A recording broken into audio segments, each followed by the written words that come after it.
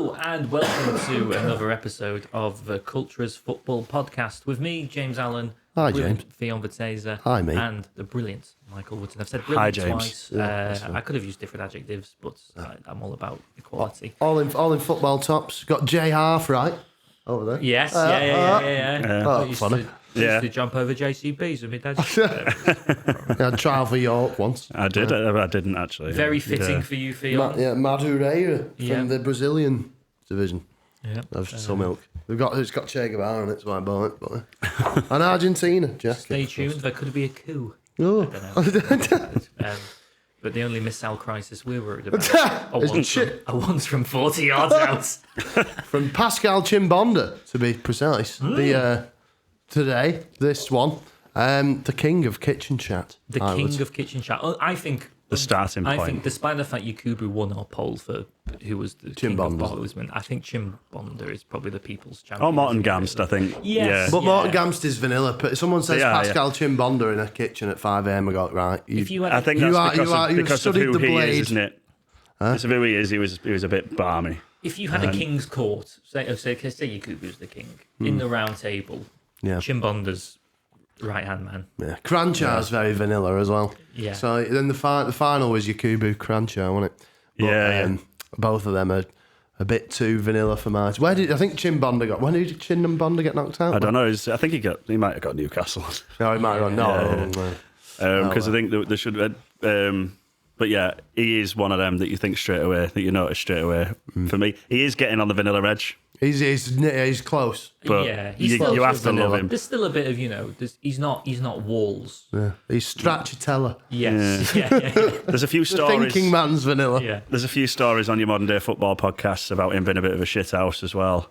Yeah. Personally, but we choose to ignore that. There's no problem with that. You just make us smile and laugh on the pitch like you did, and that's why we're here today. Yeah. And yes, he is the subject of today's episode. The iconic Pascal Chimbonda, born on February 21st, 1979, in a town that I will butcher the pronunciation of. I do apologise. Leabme.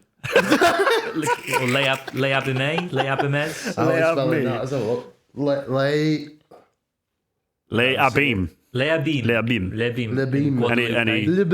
Any Guadalupans out there want to write it? Was it is Frederick Picquet Martinique? Or is yes, it? I think it is Martinique. Because wasn't that the thing in the Vietnam War? Is that like in A-level history? I mean, A-level was a. We're doing Vietnam and Guadeloupe. I know Bao Dai, the Playboy Emperor, and Ho Chi Minh, but Bao Dai was like the puppet. Really, Ho Chi Minh was still pulling the strings. I think. Don't quote me. Don't quote me on something that I had to spend 6 months extensively revising. For a C.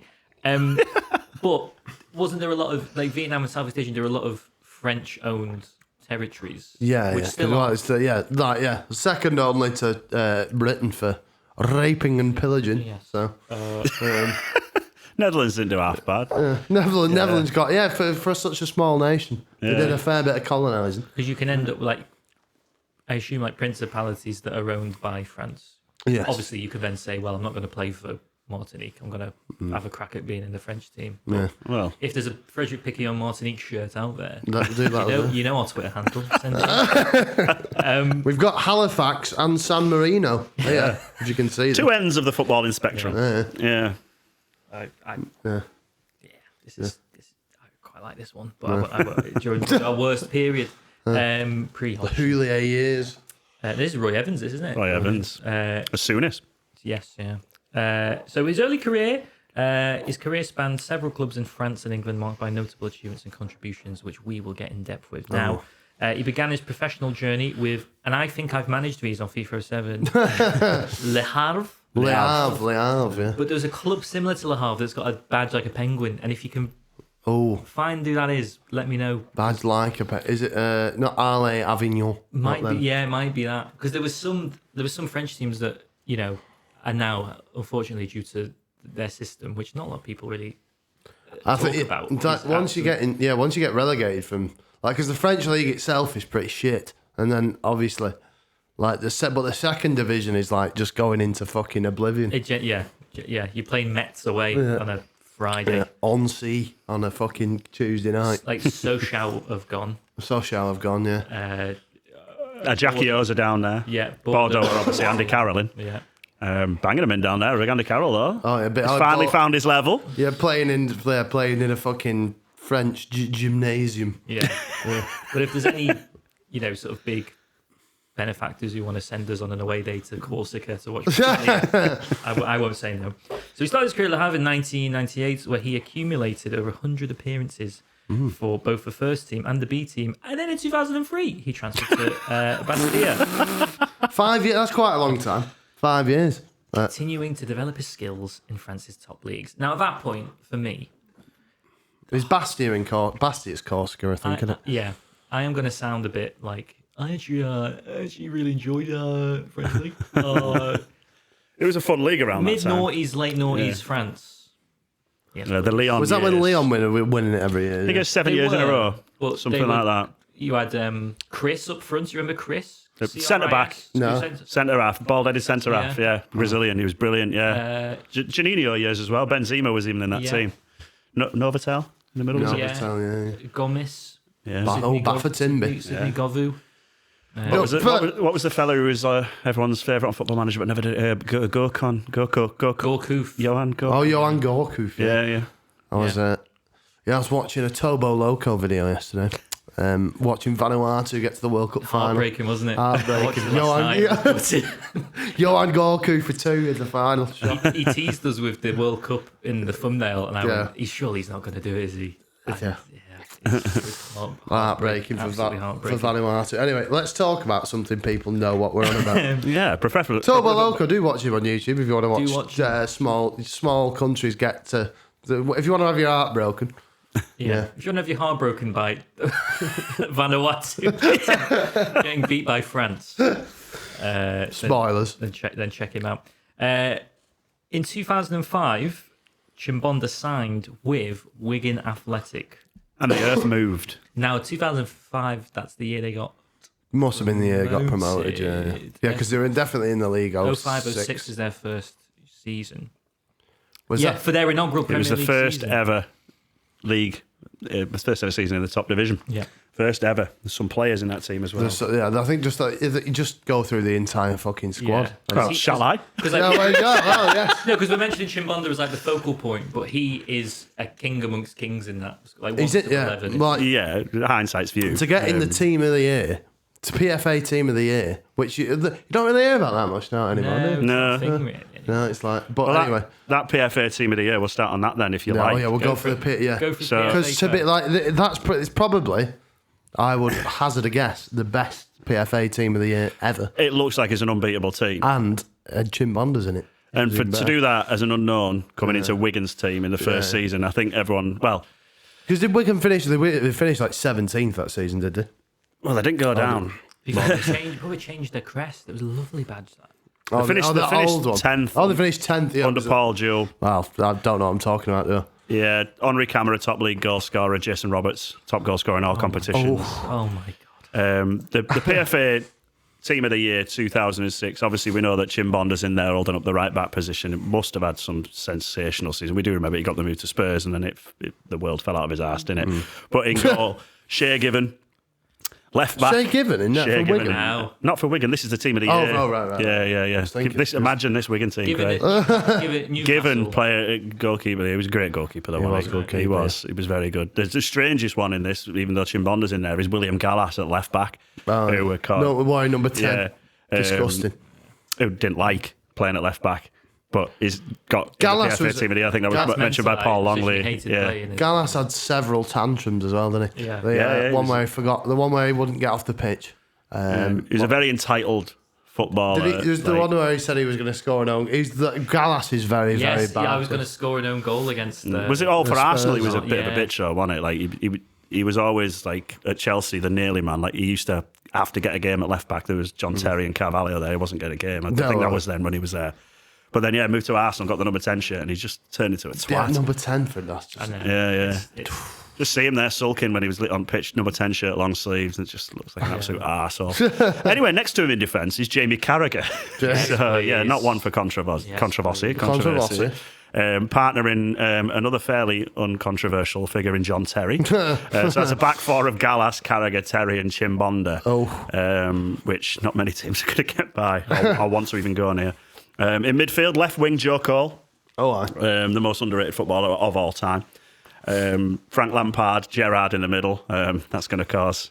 Can they play together? Can they play together? Who's holding? Who's running? Ronaldo on right wing, Cristiano, and Rooney and Henry up front, managed by Jose Mourinho. So 1-0 win. Yeah, 1-0 win, sit back. 1-0 win against fucking Steed Malbronx Sunderland.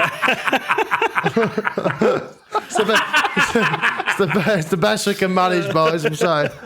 That does scream like World 11 on FIFA. That's the default starting 11, I reckon. Yeah, like, putting Joe Cole on the left wing. I mean, some names to be mentioned upon there for our friend Pascal, and I think that's obviously the reason why we're focusing, not the actual team here itself, but that is some So no Ferdinand then? Wicked achievement. No Ferdinand, no, he didn't make the cut. Which is, well, you got to be a very good player to get in over John Terry and Pascal Chimbonda, Jamie Carragher. But if you look at that, you've got what? Newcastle, Liverpool, Chelsea. Was Joe Cole? Where was Joe Cole then? Chelsea. Man United and Arsenal. Yeah, so like it's the top four pretty much. The top four plus Chimbonda and Given.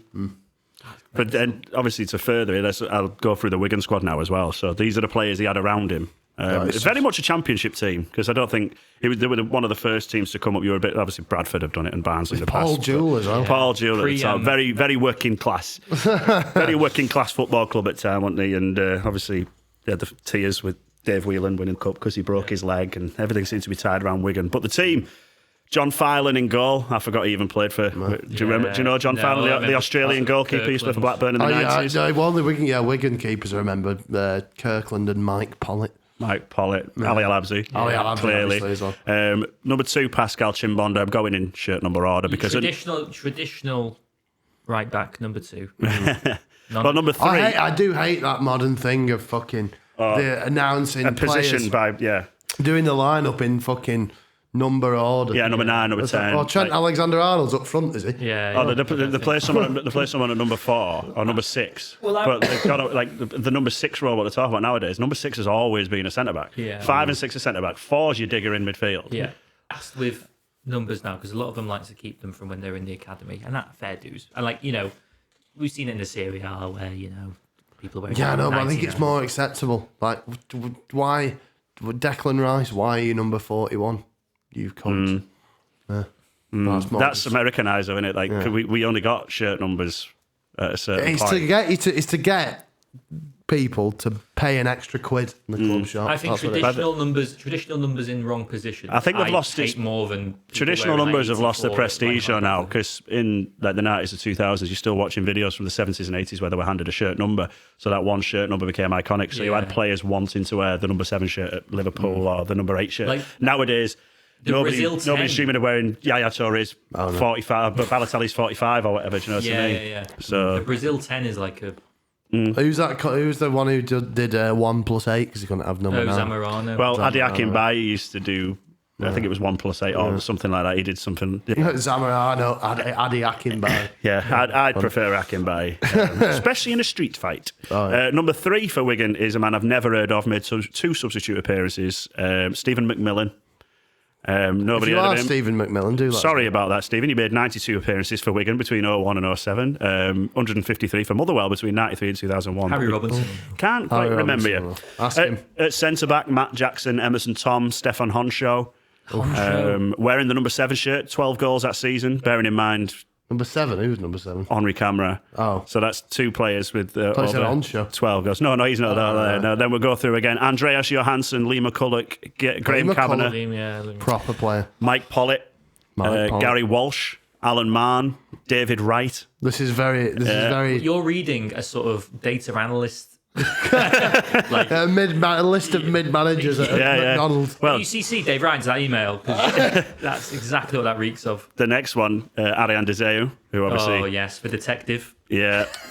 Damien Francis. Yeah, the Alkmaar police. The Alkmaar police detective. ITV, 9 p.m. Yeah. Alkmaar. Deseu. The zoo on the case. What is going on here?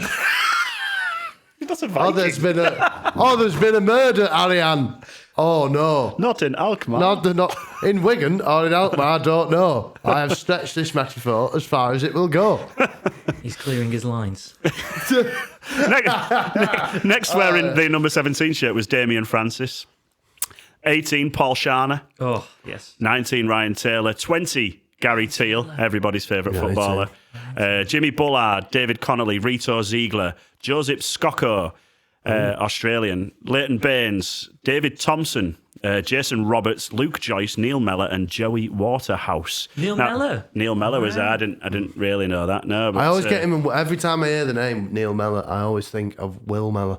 And then I think, when did he play I think that goal against Arsenal. Wigan? I'll tell you something, he went to Wigan for 2 packets of lager. 2 packets of rice. 2 packets. Oh, this is a horrible receptacle. Don't split it. It was at the end of that on the season. table. Done. It was at the end of that season that Jimmy Bullard went to Fulham. I thought that was later than that. No. In 06. Because Mellor Mellor more goes the kit. year after he scores that goal for Liverpool in Champions League. Which goal was that? Olympiacos? Yeah. So I said the Mellor goal I think of is the last minute, was it equaliser against Arsenal Yes. at Anfield? Oh, that one, yeah. Yeah. Wow. Yeah. He's peppered amongst some future. Well, yeah, but also he's got into team at year, right? In a team that's come up and hardly got anyone that you'd write home about. Yeah. And they finished 10th. But Paul Jewell at the time was They finished 10th. They finished 10th. They had Leighton Baines, though, to be fair. Yeah. Yeah, that back four of Sharner, Dizou, that is Chimbonda, Baines. That's quite. It's quite good, Yeah, John Filan between the sticks. Yeah, you don't get enough players with names like that anymore. Like, just sort of sound John, like from Phil. John, Brian. Yeah, literally, like they've got a lanyard, like button down shirts, lanyard, Double barrel surnames are taking over like a bad infection, aren't they? So you don't get them now. mug that says "I ate Mondays." Proper, yeah. Email signature at the bottom. So yeah, we've rinsed the 05-06 season, Yeah.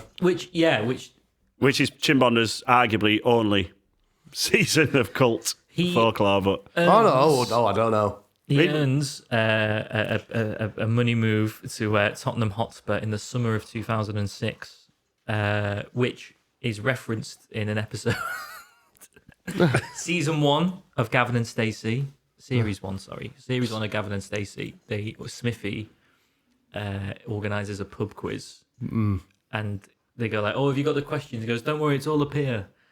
And he ends up asking the same question about 3 times or something. And then there's one question he asks where he's like, "How much money did Pascal Chimbonda go for to Tottenham?" Transfer window just gone. And they're like, "Oh, you've already asked that." But Gavin, as a Spurs fan, should know. know. How much did he go for? I don't know. But he's there's some great old Gavin and Stacey bits about like where there's in particular the bit where he gets given a shirt, a signed picture of his favourite player, Michael Dawson. Michael Dawson. There's some really good dose. Like, apart from the fact that all the surnames are after serial killers in Britain, the fact that there's a bit where someone says it's Ramden here, it's Sergio Ramos. It's quite good. That's quite good. There's sort of various West Ham shirts peppered in there, especially in the last one. Spurs shirts. There's quite a bit of football DNA running through. Nessa has a Coventry. Gavin and Stacey have football DNA. Yeah. Nessa has a Steve Grizovic top. That gets mentioned. Genuinely. On the spot, which Tottenham manager signed him then? Was it Martin Yol? It was Martin Yol. Congratulations. He joined arguably Tottenham's most Barclays team. The teams was he there at that time? I don't think. Yeah, he was there. He was. Stolteri was there. Timu Tanio was there. Timu Tanio. Yeah. Fucking hell. David's Mido. Hossam Ghali was there. He was there at similar time. So Mido was there, yeah. Yeah, they finished 5th that year, Tottenham, under Yol. Fucking hell. Yeah. Sorry. Sorry. Just the names. Fuck me! The names you've rattled off. That does not inspire. 5th, yeah. Yeah. Berbatov got 12 goals. Berbatov. Yeah. Robbie Keane got 12. Mido got 1. That was very Mido. Jermaine Defoe got 10. Edgar Davids played 9 games that season. Pavlyuchenko, then up there, he's not yet, is he? The top scoring midfielder was Jermaine Genus. He was 6. fair, So they weren't firing goals. Earning his Got a lot of coin. draws. No news. 06-07 I associate with the sort of a turning point for Spurs because they'd gotten rid of Kappa and Thompson, and that era was particularly like dire. Yeah, well, Freddie Canute had left. Yeah, and they switched to Mansion. They switched to Puma, and they've got this lovely third kit, which is like brown with gold numbers. They used to have the the old type of nets as well. Like, yes, not the square ones, like They the just ones droop where down. the droopy, which I always thought looks harder to score. Yes, 'Cause that's there's less- such a good point. There's less. slides down the back of the there's net. less. It looks like there's less. There's less depth in the net. Yeah, the net looks smaller. It's like when I don't know who made the move to make professional goals the bars round instead of square, but your traditional football field in England will have sort of round, rectangular bar, which means that if you do like things will not ricochet in, they'll just ricochet back to you at the angle you hit the ball at. Yeah. But anyway, not to get into the intricacies of Scientific development. curves. During his tenure, he was part of the squad that won the League Cup in 07-08, marking a significant So achievement. Not only- Chimbonda won Spurs' last trophy. Chimbonda brought the only light into Tottenham There you go. fans' Not careers. only Yeah. a significant step in his career, So, but I mean, also Spurs as well. You could argue, I don't know the time difference between that. This is laying the foundations for Harry Redknapp's run less than 10 years later. But laying the route for financial oblivion. yeah, Because at that point, but this is a serious high point for Tottenham, isn't it? 05, 06. Yeah. 06 or 07, is it? Sorry. 06 or 07. And in 07-08 they win. Right. They've got a lovely kit that year. So arguably that's the brightest. They got to Champions League final, but I don't know. nobody to me, counts second place, do they? So fifth place trophy for Tottenham. fifth place trophy for Fifth Tottenham. place in the Tottenham. When was the last time? When was the last time Spurs haven't finished? Oh, they I don't know. It was twice. Yeah, they come third in the season. Leicester won the league in a 2-horse race with them, didn't they? So, They're like one of the, like there's the whole I think it was Rob Thomas who told me that like he's got Everton fans who won't have ketchup. Oh yeah. But, like, yeah, I can't when get Tottenham that. I can changed never to get that. AIA, they were like, I will not buy the shirt because there is red on it. Or an A. Yeah, it's like Yeah. Yeah, that's like a that, strange one in football. Like I say, I can't wear that red jumper because the football team of sport doesn't play in red. You're depriving yourself of so many opportunities. It might go well with your eyes. You might pull the love of your life in that garment. It's very funny though. To be fair, if you think of Robbie Keane was still there. He was, yeah, with his celebration. He I won the love that League Cup. celebration, Robbie Keane. Berbatov. They had about seven fucking Berbatov, Defoe, Keane. Who else? There's a load of fucking others. Woodgate, was he back there? No, he wasn't there. The defence that they had was Chimbonda, Lee Young-pyo, Like young Pio. Rito Ziegler, Ricardo Rocha, Benoit my Asuakoto, Michael Dawson and Ledley King.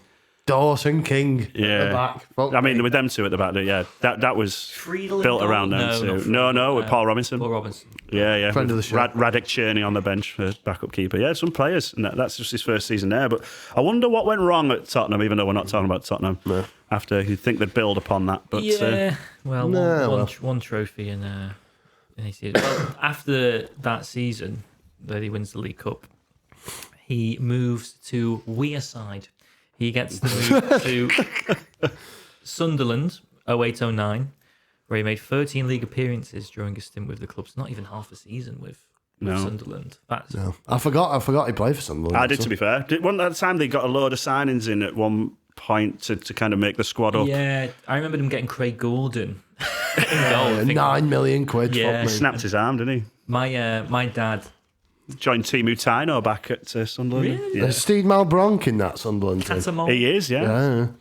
I'm just going to become known as the guy who reads off the Wikipedia squads, but I'll do it again. That's another candidate for very, very Barclays, just on the basis of Malbronk. Yeah, well, it was the season. It was that season. Like I say, they signed a few names Andy from Reid. within the Barclays. Pantheon. Yeah, and they had Jibril Cisse up front. Oh, Fuck me. They had. how many games did he play for? How many games did he? He can't play many for Sunderland. I just have to dive Just it now. before his stint at Panathinaikos. Oh, this is way I'll soon before tell you. Jibril Cisse scored no goal. How many did he get? Sorry. For Sunderland, 10 goals in 35 games, then left because he was on loan from Marseille and joined Panathinaikos. Oh, well, there you go. My dad hates Sunderland.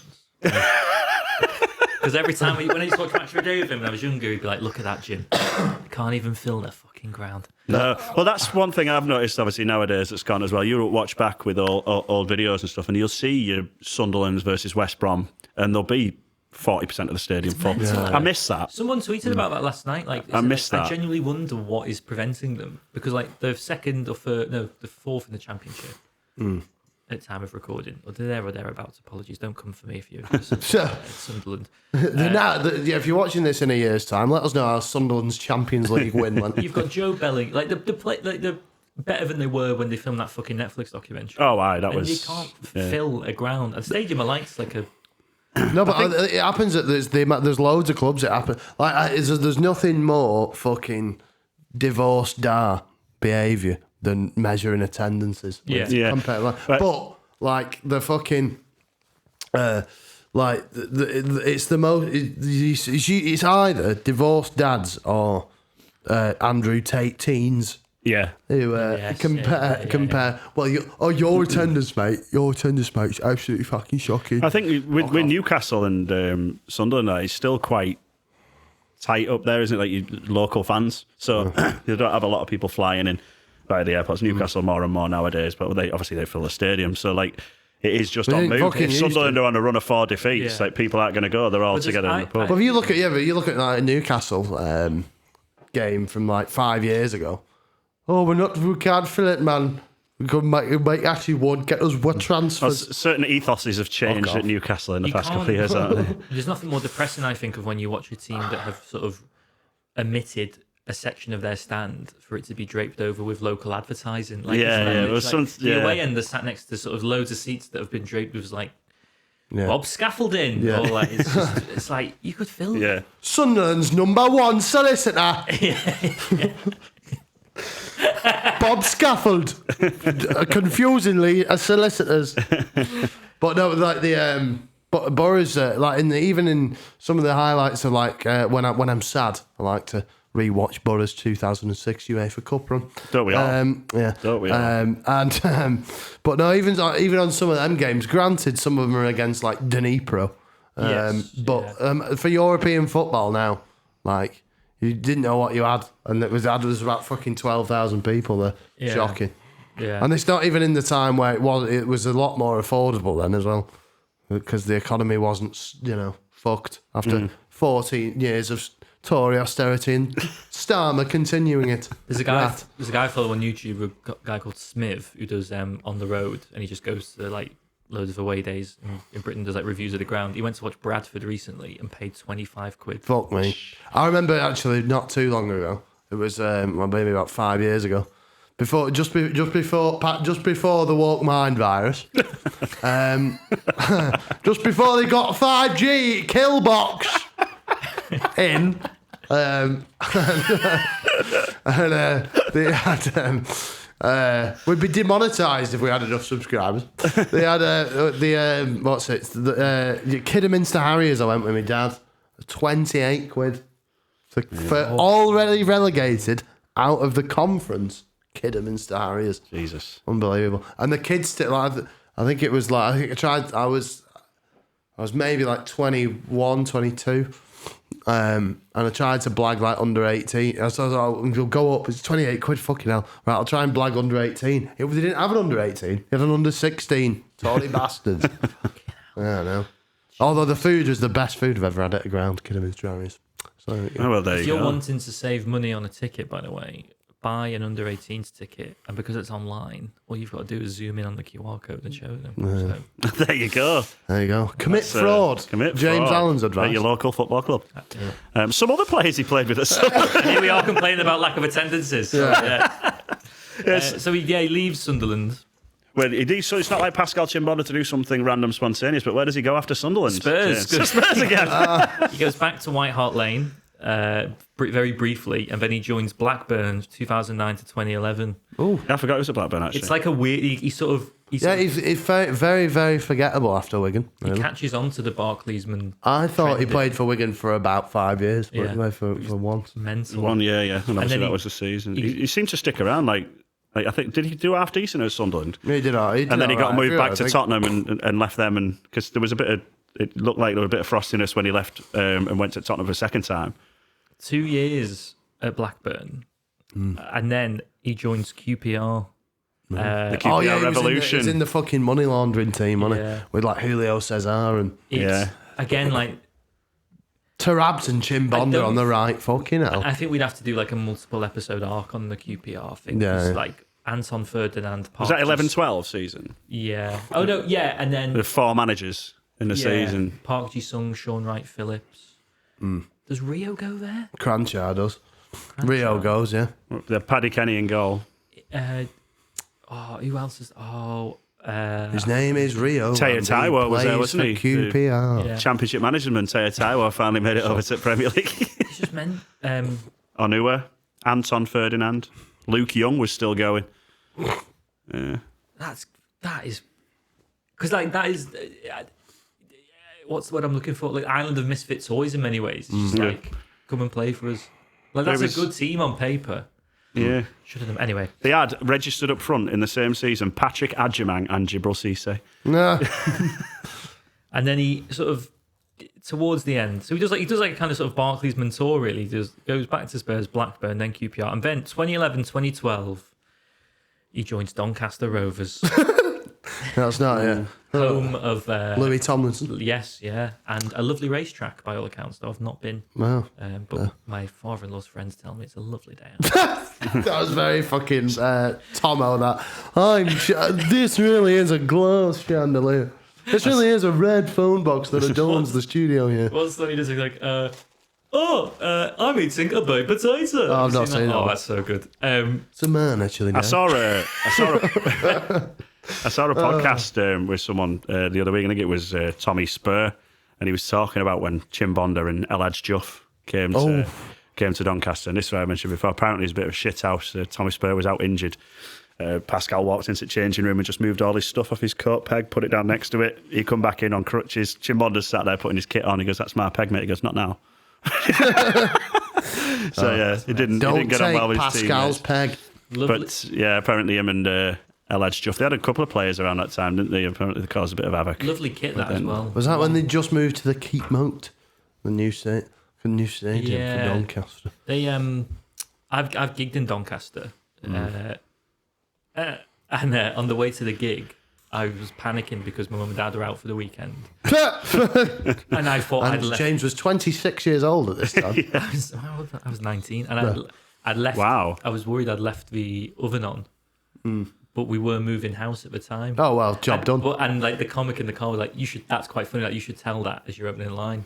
So I got on stage, and I knew it was bad because there was a man in a very, very, very faded status quo top and stonewashed jeans. Oh, dear. And I thought this isn't going to be good. And went on and went, "We okay? Very nice to be here." Showing dominance. I am. I was worried on the way here. I'd worried I'd left the oven on. But on the plus side, we are moving. Dead silence. Yeah, and then just the two comic stars were just laughing at the back.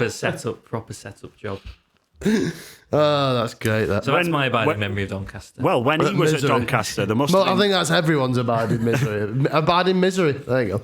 There must have had some connection to a French-based agent because at the same time... Is that Alan Carr's dad again? Maybe. Up to his old tricks. At the same time, Doncaster Rovers had... Sounds like nonsense, that. No, I didn't mean that.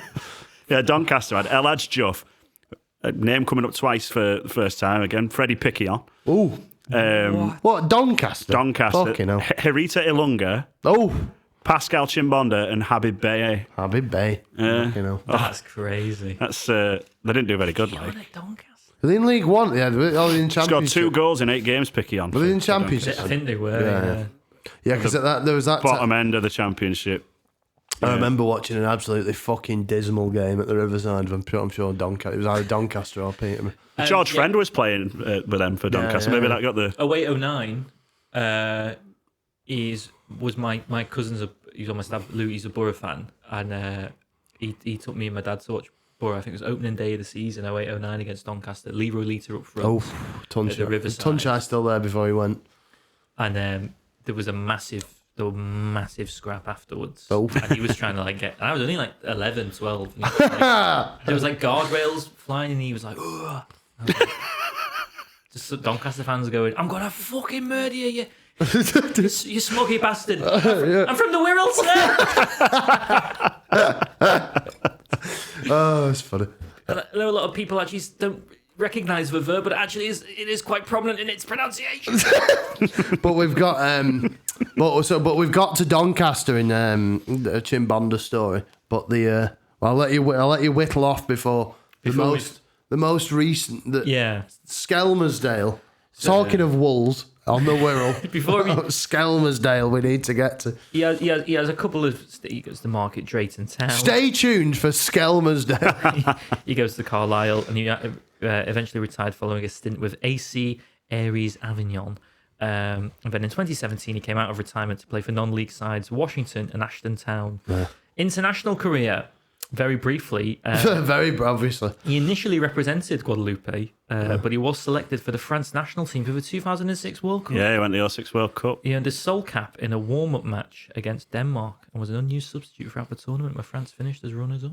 Poor Pascal. Oh, fucking hell, yeah. So, yeah, Chimbonda could have had a World Cup. That year, PFA Team of the Year. He could have won the World Cup. Wow. Fucking hell. That's a massive...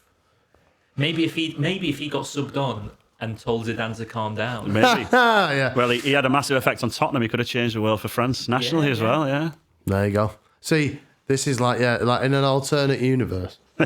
Chimbonda links it together. Yeah. His managerial career. Chimbonda wins Ballon d'Or instead of Cannavaro. Yes, yeah. There you go. Fuck me. For one game. Chimbonda took on the role of player manager for Skelmersdale United in October 2023. However, following the team's relegation, he was relieved of his duties in May 2024. No, he got sacked before that, I think. But the best bit, of course, was he got. I think they had 2 or 3 players sent off or injured, but I think it was sent off because he caused a fucking riot. And then just after New Year, he because of the players being sent off and injured, he registered himself and played himself for 3 games. What a fucking blow! Absolutely mental. He, you don't really. There's a whole. I think other than that man eating the pie on TV for a bet. Yeah, Skembonda, as it was affectionate. That's the most shit house. I love that though. Yeah. Oh, you're gonna ban me. Oh, that was it. Sorry, you got a touchline ban and a £50 fine. Registered as a player. Touchline. Oh, you're gonna ban me from the touchline, are you? Well, I'm on the fucking pitch now. What are you gonna do about it? I think that you should have come. Is that PFA team? Is that a new way? Is it PFA Team of the Year 2006? Yeah, didn't think so, mate. Fucking sub me on. Did he score? No, he played centre back in the games. Oh, but been great if he scored. Yeah. There's apparently a clip online. I'm just looking here, obviously, at that move there and what he got suspended for. But there is a clip online where he swore at his players 72 times in a half-time team talk. And it's got a little quote here, if you'd mind me reading it out. Yeah, go for it. What he said. So we start, and I will put the swear words in instead of omitting them like the Daily Mail have. Right, the woke Daily Mail. Yeah, because they've put F***, but the quote is, what the fuck, what the fuck, what the fuck, what the fuck, what the fuck, seriously, what the fuck, Chimbonda yelled at halftime against Colne. That's you read that like a fucking kid's bedtime story. Yeah. What the fuck, what the fuck, what the fuck, Mr. Chimbonda proclaimed. This is according to the Athletics fly on the wall feature, so everyone go and watch this if they can. Now go back out there and show a bit of fucking something in the second half, because this is a shambles. This is fucking horrible. This is shit. If it wasn't for him pointing at goalkeeper Ben Barnes, it would be 6 or 7, but I think it was 5. So. What accent does he have? Well, French. But I'd love. What the fuck? What the fuck is this? Yeah, I'd love to hear, but I love to hear because the way he's talking there is very obviously influenced by Northern England lingo. Yeah. Can't imagine Martin Yall flying off in such a manner, can you? But oh no, I think Martin Yall's got it in him. Martin Yall's definitely got it in him. Yeah. He's a scary man, but I think he's a lovable grandfather. A secondary Bond villain, he looks like. Secondary. And he talks like this as well, doesn't he? Yeah, absolutely. Gosh, yeah. I'll tell you where they are, Bond. I'll tell you. You have misunderestimated We are in the Europa League, Mr. Bond. I got us to 5th. You thought you were Champions League, but Mr. Bond, well, we're actually in the UEFA Cup.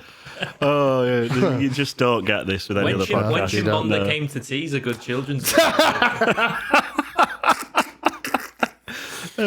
Hungry Chimbonda. just to convince a family he wasn't Team of the Year. I was. Was it Gary Neville said that? No. Well, who could it be? Was it Alan Hutton? No. No. It was me, Chimbonda. Really? Yes. I think we should get that out in time for Christmas. That's if anyone can illustrate. When Chimbonda came for tea. Chimbonda on CBBC. I'm going to tell you a bedtime story at CBBS, and he just recounts that anecdote. Yeah. If it wasn't, What the fuck? What the fuck? I'd love that. I'd love that more than. If it wasn't for Ben Barnes, it would be 6 or 7.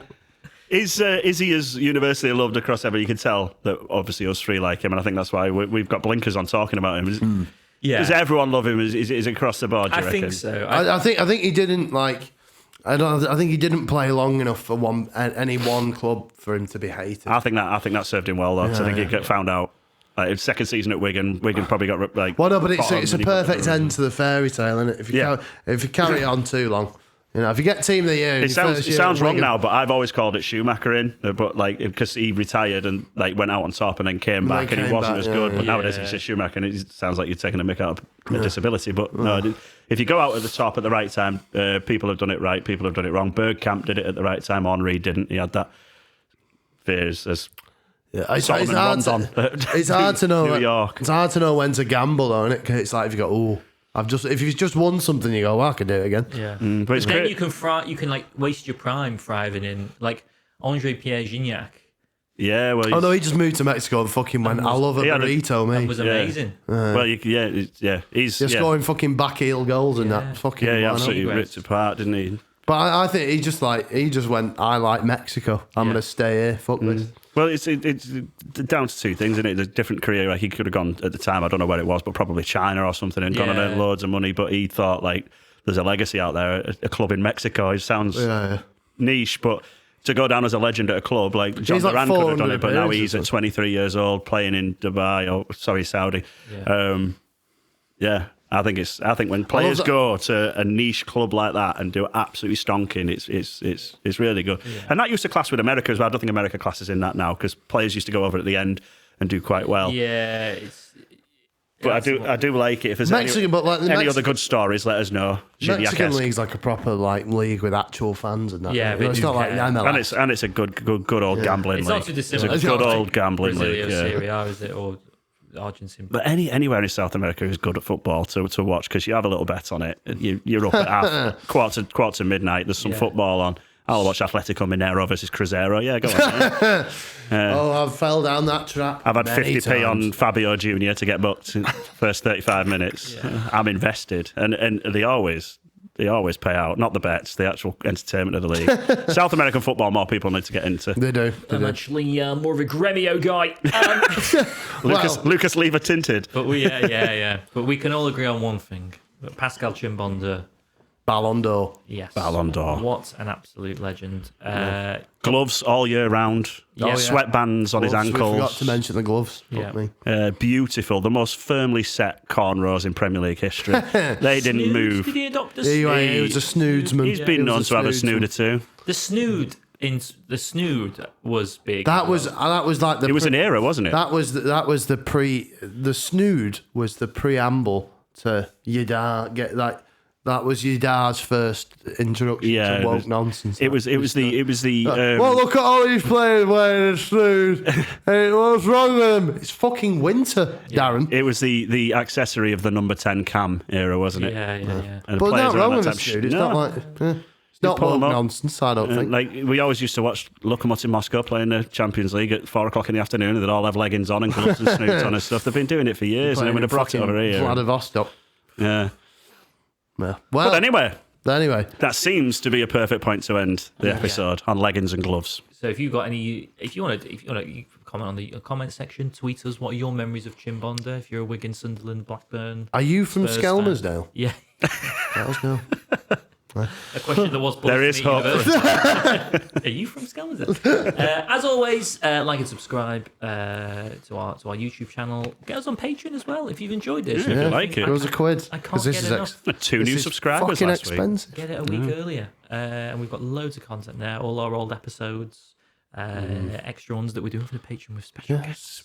Special guests. We're on X, the app for everyone. But I won't call it that. We're on Twitter. At the Culture Spot, everything. Yeah. Every platform you can think of, we're on it. Gram. Yeah. Even Blue Sky that we've never used. Yeah. Everything the kids are on. Yeah. So yeah, come in there. That's random. That sounded fucking awful, didn't it? Yeah. Well, Your social media apps. There you go. But yeah, we'll see you on another episode. Cheers, guys. Toodle Thank you pip. very bye, much. bye, bye, bye, bye, bye.